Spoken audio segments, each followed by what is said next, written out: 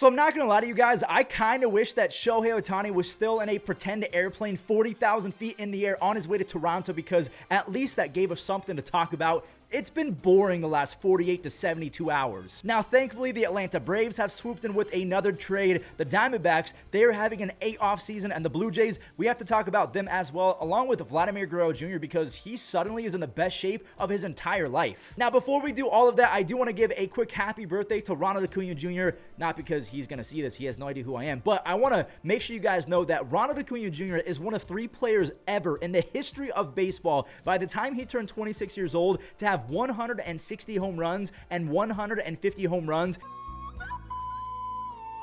The other 2 guys, Mike Trout and A-Rod. So Ronald, he's well on his way to being a Hall of Famer, and if you thought that he was washed up after what he did after coming back from ACL surgery, you just don't know ball. Do not doubt Ronald Acuna Jr. Also, do not doubt the Diamondbacks, because the Diamondbacks are turning in one of the better off seasons of any team in Major League Baseball. I would say the Dodgers, the Royals, they're also a surprise team that is putting up a very good offseason, and the Diamondbacks, they've been pretty good. So this came out yesterday. The Diamondbacks, they're bringing back Lourdes Gurriel Jr. on a $42 million contract, but that's spaced over 3 years. So Lourdes, he's only going to get paid $14 million.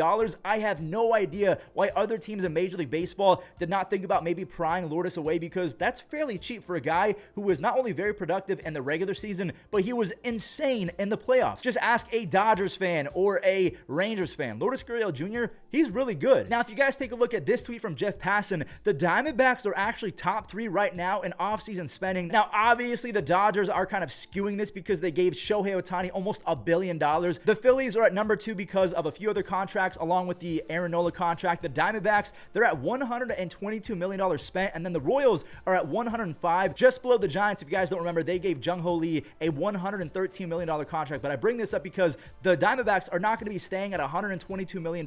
Now, it's not official or anything like that, but the rumors are the Diamondbacks, they really want a powerful righty in that lineup, and that can mean JD Martinez or Jorge Soler. But a lot of the rumors are suggesting that the Diamondbacks, they're about to add JD Martinez into their lineup, and at the ripe age of 35 years old, he put up 33 home runs while hitting .271, and he had a 134 OPS plus. The dude has a career 133 OPS plus, so he was very, very productive. So let's say they do add JD Martinez, that would mean he's joining Eugenio Suarez and E-Rod, joining the Diamondbacks, and then you bring back Lourdes Gurriel Jr. To me, that's an A offseason for a Diamondbacks fan base that is craving a World Series championship. And we haven't even brought up their future shortstop, Jordan Lawler. Geraldo Perdomo, he's still going to hold it down. They also have a young super prospect by the name of Drew Jones, the son of Andrew Jones. The Diamondbacks, they're building something special, and I cannot wait to see the new rivalry between the Dodgers and the Diamondbacks, because the Diamondbacks, they're not afraid of anyone, and they showed it last year in the playoffs versus LA. But then again, the Dodgers did pick up Glasnow and Ohtani, so they're way better on paper as well. I'm kind of upset as a Guardians fan that they did not go after Lourdes Gurriel Jr. because, again, $14 million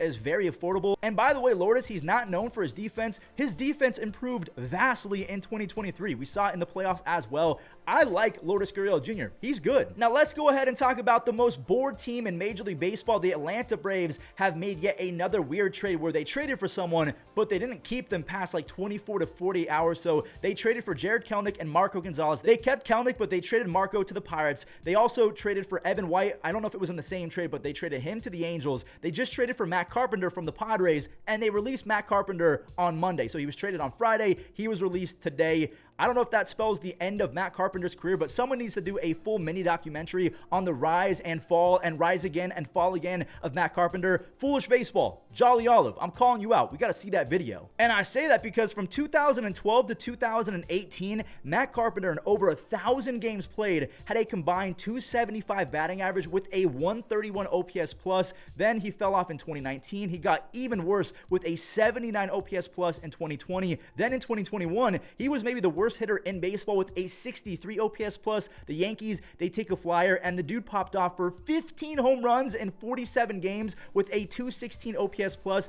He goes to the Padres. He and Nelson Cruz, they stunk it up, and Matt Carpenter, he hit 176 with an 81 OPS plus. Again, someone's got to make that video. Now, we all know that the Blue Jays lost out on Shohei Ohtani, and before we talk about who they're now targeting for almost $200 million, look at Vladimir Guerrero Jr. He knew that he did not produce like he should have in 2023, even though he still had a near 120 OPS plus, and by every metric, that means that he was productive, but that's not Vladdy Jr. standards. He's like a 140 to 170 OPS plus guy, and now that he's in shape, maybe he can turn the corner more often, going from first to second or second to third. Maybe he's going to be a bit more athletic and nimble at first base because he won a Gold Glove, and then he just fell off a cliff defensively, and also he just forgot how to pull the ball. So hopefully Vladimir Guerrero Jr., he comes in more athletic, he comes in a bit leaner and stronger, and he pulls the ball more often, and we might be in for a monster season from Vladdy. Could you imagine if they get a bounce back season from Vladimir Guerrero Jr. and they add 2019 version of Cody Bellinger or even 2023 version of Cody Bellinger? And yes, the Blue Jays are in talks right now with Cody Bellinger. Again, it's far from a deal being done, but he wants close to $200 million,